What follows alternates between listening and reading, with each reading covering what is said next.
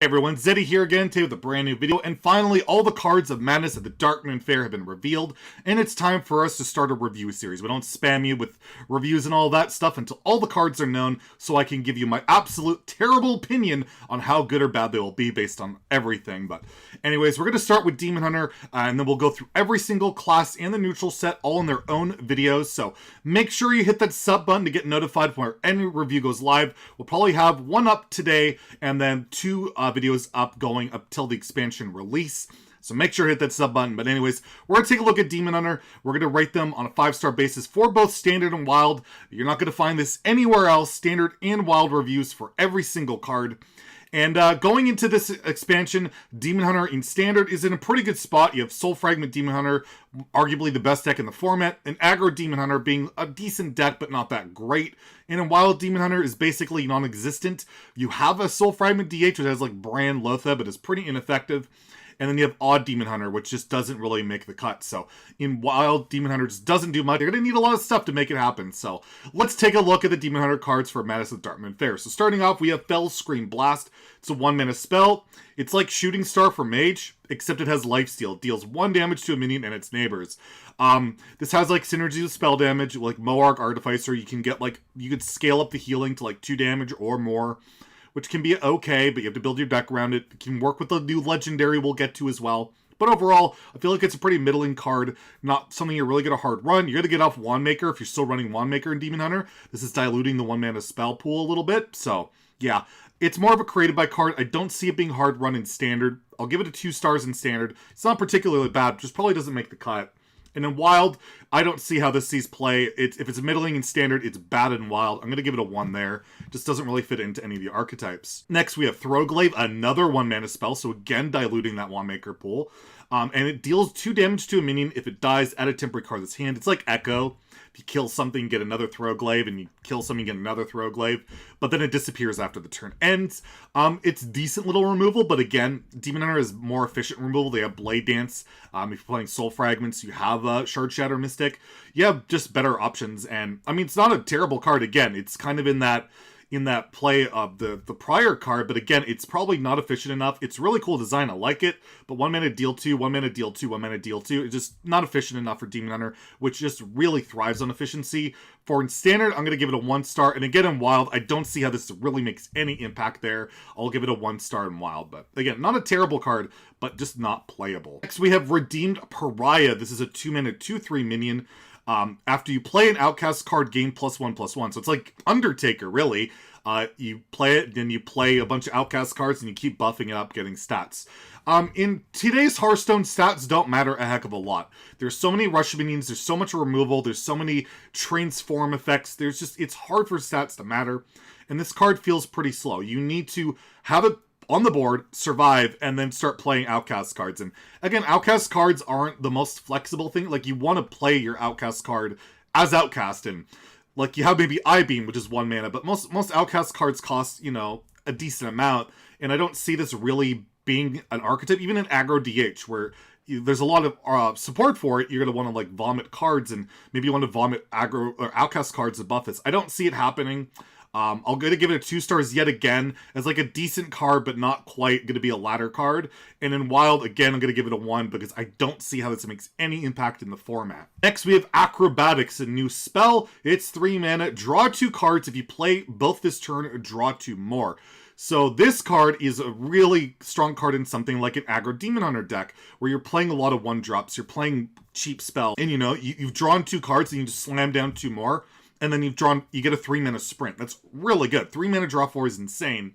The problem is, if you don't pick up playable cards, you don't really get the utilization out of it. But at the very worst, it's Arcane Intellect. Is Arcane Intellect a bad card? Not at all. So this is basically Arcane Intellect with upside. It's power creep on that. And yeah, I think Aggro DH would really like this. They do run Voracious Reader at the moment, but I think Acrobatics could definitely slip in there. Even if you don't hit the upside, it's still good. And I could certainly see play. I don't know how good Aggro Demon Hunter is going to be. They're getting a good amount of stuff. But I'm going to give this a 4 stars in standard. I could realistically see this see play in that deck. I don't see it seeing play in a deck like, say, Soul Fragment Demon Hunter, anything slower, because, again, it's not flexible enough, and, you know, you have cards like Spectral Sight, which just draws 2 cards, but, again, you don't need to play that these days. So, yeah. I'll give it a 4 in standard in terms of aggro DH. In wild, I'll give it a 3 because Odd Demon Hunter can utilize this. One of the issues Odd Demon Hunter has is very little card draw, and this could help deal with that. So this could be a little bit of a boost to Odd DH, so I'll give it a 3 in wild. Definitely could pop up and see some play. Next, we have Dreadlords Bite. This is a new weapon for Demon Hunter. It's a 3-mana 3/2, so Fiery War Axe stats. Outcasts deal 1 damage to all enemies, so this includes the hero, can go face, and that's particularly strong effect. Seen with like Death's Bite and Blood Razor, all those warrior cards, that effect has always been very powerful. It was more expensive, and it would deal damage to your minions, which could be beneficial, don't get me wrong. But here, it's just a good AoE, and yeah, I could see this seeing play in any aggro Demon Hunter deck. It's a good weapon that helps you control the board. It synergizes with your Satyrs or your Glaive Bounds and all that stuff. You can control the board. You push damage. It's 4 mana deal damage if you're Outcast. And if it's not Outcast, it's not the end of the world. It can do good stuff. So I'm going to give this a 4 as well for standard. I could realistically see this pop up and see play in aggro DH as well as maybe other archetypes just that want to control the board. You know, it's a good AoE type of effect. It's just a very strong card. And again, for wild, could slip into Odd Demon Hunter, could slip into some other archetypes like that. I'm going to give it 3 stars in wild. I'm rating most cards lower in wild just because I don't think Demon Hunter has the power level still to really compete at the top level where other decks are just doing the most degenerate stuff out there. Next, we have Line Hopper. This is a 3-mana 3/4 minion. Outcast cards cost 1 less, so it's a constant effect as long as it's alive. So, for instance, your I-Beam, if it's in the middle, will cost 2 instead of 3. I believe if it's on the left, it'll still cost 1, because I think it hard forces it at 1, unless it overrides it. I'm not entirely sure, but anyways, it discounts your Outcast cards, so this card is only as good as the Outcast cards you can put in the deck. It's pretty good with the weapon we just talked about. With Crimson Sigil, you get like a 0-mana Novice Engineer. That can be pretty powerful. Can do some good stuff. It's premium stats with a constant effect, but I'm not entirely sold. A lot of the Outcast stuff has just fallen off. Like, you have Skull, you have a lot of cards like that. You could cheat things out. It can do some decent things. I just don't know where it fits. I don't think this is like an aggro DH card. I don't think it slides in there, and I don't know what other archetype it goes into, but because it's premium stats, because it's got a constant effect, I'm going to give it a 3 out of 5. It probably pops up somewhere at some point. Someone figures it out. But overall, I'm kind of skeptical on this. And in terms of wild, again, I'll give it a 2. I don't really see how this really pops up or makes a wild deck a thing. Next, we have Relentless Pursuit, 3-mana spell. Give your hero +4 attack and immune this turn. So 3-mana deal 4. It's like Twin Slice, but a bit more expensive, and you gain immunity. So far, we've seen 0 real benefit to immunity in Demon Hunter. The only other effect we've seen with that is Blur. And maybe you're going to pull off your Blur Yogg combo. But overall, I don't see this as a playable card at all. It's extra reach, sure, but it's not great. And Demon Hunter's way better options to get extra reach. I'm going to give this a 1 in standard and wild. I just don't know what you're doing with this card right now. It doesn't really seem to fit in anywhere other than, like, it's burn, but again, there's just better burn options. Next, we have Insatiable Fellbound, 3-mana 2/5 demon. It has Taunt and Corrupt. Gain +1/+1 in lifesteal. So, if you're not aware, Corrupt, if you play a card that costs more than this, it becomes corrupted, and then you can play it later. So you can't really play it on turn 3, right? You have to play a 4-cost card or more, and then it's a 3/6 lifesteal demon. That's pretty good with Taunt. Does that fit into any archetype currently in Demon Hunter? No. Does it create its own archetype in Demon Hunter? I'm not convinced of that. Like, the Demon Hunters have not really picked up, and nothing in the set really indicates to me that they will. This is potentially a strong card. 3-mana 3/6 lifesteal Taunt, but again, you can't play it on curve, which really kind of diminishes the impact of playing an overstated Taunt to protect yourself. And again, Demon Hunter just either has really good aggressive options or really good, control board options with cards like Blade Dance, Shard Shatter Mystic, things like that. I'm going to give this a 2 in standard, a 2 in wild. I just don't see this card making an impact in either format. But again, it's not particularly bad. I just don't see what archetype it's going to fit into. Next, we have Felsteel Executioner. This is a 3-mana 4/3 elemental. I believe the first elemental in Demon Hunter. And Corrupt, become a weapon. So what does that mean? Well, As it stands, it's just a 3 mana 4/3 minion, which is like whatever, it's just basic stats. But if you play a card that costs more than this, it becomes a little 4/3 weapon you can equip and hit face with. So that's 3 mana, deal 12. That's a good amount of damage. It's a bit slower, like you compare it to the other card that's a taunt, right? And you want to play it out and like protect yourself, heal. This is just a weapon you can burn your opponent out with. So like aggro DH, you might be able to utilize this. It might be good enough. If you're running like a couple 4 or 5 mana cards, or you just play 3 mana 4/3, it's okay, but again, that's pretty bad. You don't really want to slam those kind of stats. I think the design of this card is extremely interesting, really cool. I have no idea if this is going to see play. I have no idea. It's 3 mana, deal 12. Don't get me wrong, but again, it's slow, and you're going to feel really bad if you like corrupt it, and then you get oozed or something. I don't know. It's a tough one to call. I'll give it a 3 for standard. I think it could pop up. Probably not. I'm going to be optimistic on this one. But again, in Wild, I'll give it a 2. Don't see it, not like odd DH, and I don't know what other archetype it would really fit in there. And next we have Zai the Incredible. It's a legendary minion. It's 5 mana 5/3, so really bad stats. But it has the battle cry of copy the left and rightmost cards in your hand, so that's incredible value.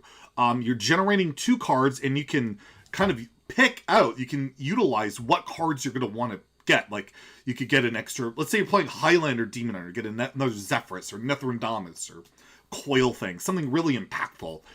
But when has Demon Hunter ever cared about value? It just hasn't happened yet. And again, nothing in this set really screams to me as Demon Hunter going the value route. I still see it as either aggressive or more like Soul Fragment stuff. So it's a cool card, it's a value card, it's just not really in the class that's going to utilize it.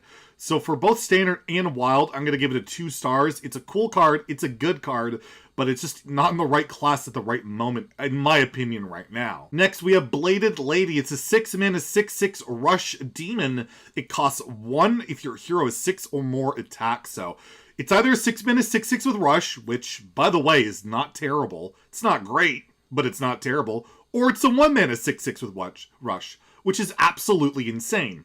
And, well, currently there's a really powerful deck in the game called Soul Fragment Demon Hunter, and they run cards like Marrow Slicer and Twin Slice and Chaos Strike. It's very easy to get this to be 1 mana. Just a Lapidary alone is 5 attack. You hero power, you can play Bladed Lady if you have 1 mana. That's very powerful. This card seems insane to me in that deck, or any deck that can get 6 attack or more. And again, that is not that difficult for Demon Hunter, especially with the nerf or whatever you want to call it to Twin Slice. It's very easy to accomplish. I'm going to give this card a 5 stars in standard. I actually think it's just ridiculous. Like, it can be run in aggro DH, it can be run in Soul DH. And in aggro DH, it can activate the corrupted cards. It can be your 1 card to, like, corrupt things. I don't know if the discount applies, but even then, who cares? You're getting a 1 mana 6/6. I think it's a really insane card. And I could see this being a card potentially, balance change. But maybe I'm wrong. I gave Glide a 5 stars, so who knows. In Wild, again, it's a good card, but I don't know what it pops into. It doesn't pop into odd DH, because it's not odd. And Soul Fragment's just not really a deck there. Nothing's putting it over the top. But I'll give it a 3 there, because the Soul Fragment deck is okay. You can, like, hit Legend with it, kind of. And you probably slot this in there, and it probably does some good stuff. So I'll give it a 3 in Wild, but this card is pretty insane. Next, we have Stilt Stepper. This is a 3 mana 4/1 minion. Battlecry, draw card. If you play it this turn, give your hero +4 attack this turn. This is an aggro Demon Hunter's, like, wet dream. They'll love this card. Its stats are obviously not great. They're Magma Rager, but worse. But it's drawing you a card at the very worst. And then you're playing another card, you're getting a free Heroic Strike. That's incredible. That's very good. And, you can do kind of silly stuff with, like, the prior card we just looked at. And Bladed Lady, you could cheat that out if you get your Stilt Stepper going. There's a lot of degenerate stuff you can get going on. But at the very worst, it's a 3 mana 4/1 draw card, and your opponent can't exactly ignore the 4/1. They do have to kill it, because you're Demon Hunter, and you're going to go face and hit them for 4 with that card. So, it seems like an incredibly powerful card to me in aggro DH, where you're just spamming cards. You're almost always going to get this off if you have 4 or 5 mana. Unless you get unlucky, but at the very worst, then you just drew a card, which is not particularly bad. I'm going to give this a 4 in standard, just because I only see it being really good in aggro DH, and not really in the other archetypes. And in Wild, I'll give it a 3, because again, odd DH could utilize this, and I think that deck could see a little bit of a comeback with some of these cards. Next, we have Illgenuff. I'm probably mispronouncing it, but whatever. It's a 4 mana 2/6 lifesteal legendary minion, and it gives the effect of your lifesteal damages the hero instead of healing you. So if you have, let's say an I-Beam, you know, in your hand and you play Illgenuff and you I-Beam, instead of healing for 3, you deal 3. And even if you're full health, you'll still deal the 3. So it's really powerful with cards like Eldrazi Warblades, where you basically get to double dip on your damage. So in a deck like Soul Fragment Demon Hunter, where you're already running those cards, you can have Illgenuff and like Eldrazi up, and then Lapidary hit for 8, and then it's 16 damage. It's ridiculous, and this card synergizes with itself. It deals damage, and lifesteals you, it's dealing 4 damage, or if you buff it somehow, it's dealing more. This card seems incredibly powerful in any deck that wants to utilize lifesteal, and plus you can build your deck to abuse this if you want. There's cards like Moarg Artificer that can double your lifesteal effects, like I-Beam, and all of a sudden this does 6 damage or more, depending on what you've done. Very powerful, but again, only in those type of archetypes. It's not going to be like an aggro DH card, in my opinion, because you really do want to run some cards that synergize with it, like Eldrazi Warblades, like I-Beam, things like that. I'm going to give it a 4 stars in Standard, and in Wild, I'll give it a 3, because I do think it slots into Soul Fragment DH there, and I do think that deck does get a little bit better. But again, it won't be like a big meta juggernaut, but it's playable, so yeah. Really powerful card, and sometimes there will be a downside to it, because Demon Hunter sometimes needs to heal to stay alive, so don't forget about that, and if this is on board, they can't do that. Next, we have the Renowned Performer. It's a 4-mana 3/3 Rush minion, Death Rattle summon 2, 1/1 assistance with Taunt. This feels very pack filler, feels very arena to me. I don't think you're ever putting this in your constructed deck. It's okay, it's whatever. It's 2 stars in Standard, 1 star in Wild. I just can't see this as a playable card in any deck, really. And lastly, we have Expendable Performers. This is a 7-mana Demon Hunter spell. Summon 7 1/1 Illidari with Rush. If they all die this turn, summon 7 more. So it's like 14 1/1s in one turn, potentially. None of the Rush stuff has worked out in Demon Hunter, and nothing in the set really gives any boost to that archetype whatsoever that I can really think of.